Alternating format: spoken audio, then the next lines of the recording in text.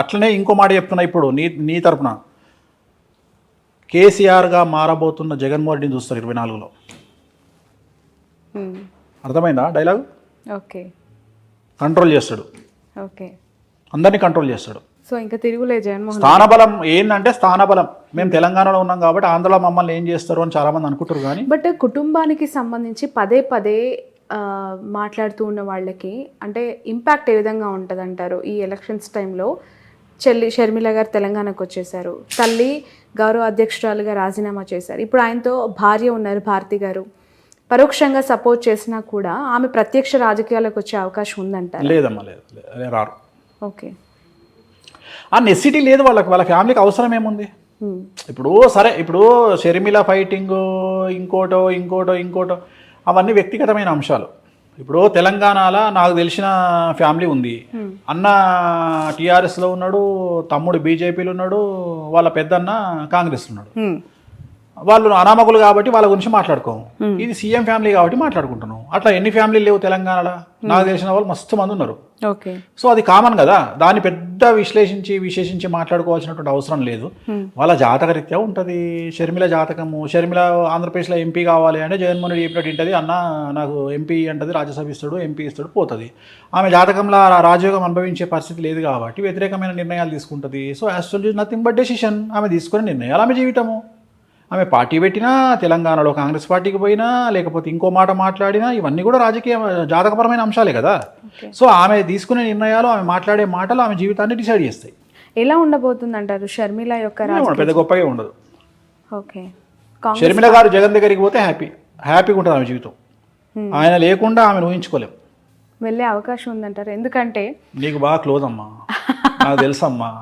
నీకు అమితమైనటువంటి ప్రేమ, నీకు చాలా క్లోజ్ షర్మిల. ప్రొఫెషన్ వేరు, వ్యక్తిగత మామూలుగానే అంటున్నా తల్లి. చెప్పట్లేదు. చాలా మందికి ఏంటంటే, ఇప్పుడు నేను మీకు డీకే శివకుమార్ అత్యంత సన్నిహితుడు అంట, కానీ ఆ సన్నిహితం ఎంతవరకు ఉండాలో అంతవరకే. షర్మిలమ్మ గారు పార్టీ పెట్టినప్పటి నుంచి టిల్ టుడే ప్రతి ఒక్క పొలిటికల్ యాక్టివిటీ పైన నా కవరేజ్ ఉంది. అండ్ ఒక మహిళ, ఇప్పుడు కల్వకుంట్ల కవిత గారు అవ్వచ్చు, ఇటు మన షర్మిల గారు అవ్వచ్చు. ఇప్పుడు షర్మిల గారి గురించి మనం ఇప్పుడు కాదు, పార్టీ పెట్టిన రోజుల్ని మాట్లాడుకున్నాం. నేను ఎప్పుడైనా పాజిటివ్ గా మాట్లాడినా? మొత్తం ఇరగదీస్తుంది అని చెప్పినా, 1% ఇంపాక్ట్ కూడా ఉండదని చెప్పిన. నిజమైంది కదా.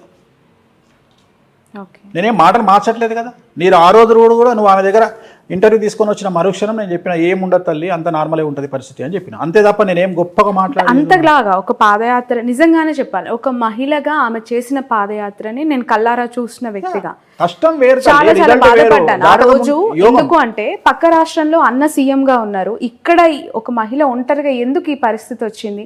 మోరోవర్ అన్న గెలుపులో ఆమె పాత్ర ఉంది, ఆమె భాగస్వామి ఉన్నప్పుడు ఇక్కడ ఎందుకు పెట్టింది అనేది నాకు పదే రేజ్ అయిన క్వశ్చన్. దానికి ఇప్పటివరకు నాకు ఆన్సర్. జాతకపరమైన విశ్లేషణ అంతే, వాళ్ళ వ్యక్తిగతమైన నిర్ణయాలు. Astrology is nothing but decision. అదే చెప్తున్నా కదా. ఆ నిర్ణయం ఎందుకు తీసుకున్నారు అంటే దానికి మనం ఏం చెప్తాం?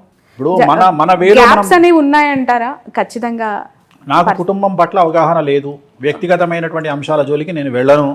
నేను జాతకపరంగా మాట్లాడతా. నేనేమంటా, ఇదే షర్మిల గారు నా దగ్గరకు వచ్చి, అనిల్ గారు నా దగ్గరకు వచ్చి, ఏమండి ఒక మాట మాకు ఒక ఐడియా అడ్వైజ్ ఇవ్వండి అంటే, ఎంబడే మీ దుకాణం బంద్ చేసి జగన్ గారిని కలవండి అని చెప్తా.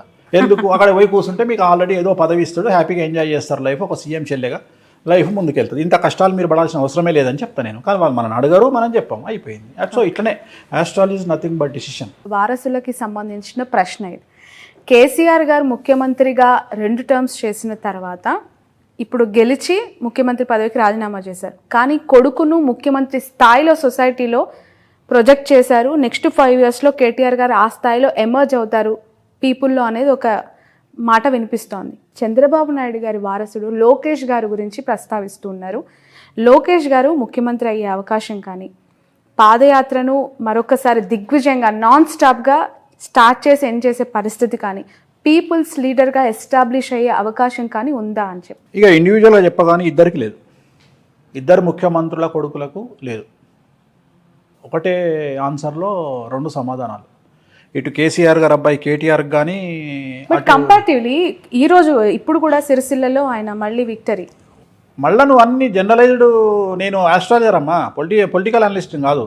పొలిటికల్ ఆస్ట్రాలజర్ అనొచ్చు కదా. పొలిటికల్ ఆస్ట్రాలజర్ అను, కానీ పొలిటికల్ అనలిస్ట్ కాదు. పొలిటికల్ ఆస్ట్రాలజర్ గా చెప్పండి. ఇప్పుడు 3 సార్లు ఆయన ఎమ్మెల్యేగా గెలిచారు, దిగ్విజయంగా మంత్రి పదవులు అనుభవించారు. ఇప్పుడు సరే ఓకే ప్రతిపక్షంలో కూర్చుంటారు వేరే విషయం, కానీ నారా లోకేష్ గారికి సంబంధించి అసలు ఎమ్మెల్యేగా గెలుస్తారా అనే ప్రశ్నకు ఆన్సర్ ఏంటి? ఎమ్మెల్యే గెలవచ్చు, అది పెద్ద విషయం ఏం కాదు. ముఖ్యమంత్రి కాలేరు, ఆయన జీవితంలో ముఖ్యమంత్రి అయ్యే యోగం లేదు. ఏంటి ఆయన జాతకం ప్రకారం రావు మార్గదర్శ నడుస్తుంది 2024 వరకు. ఎలక్షన్లో రావు మార్గదర్శలో ఉంటారు.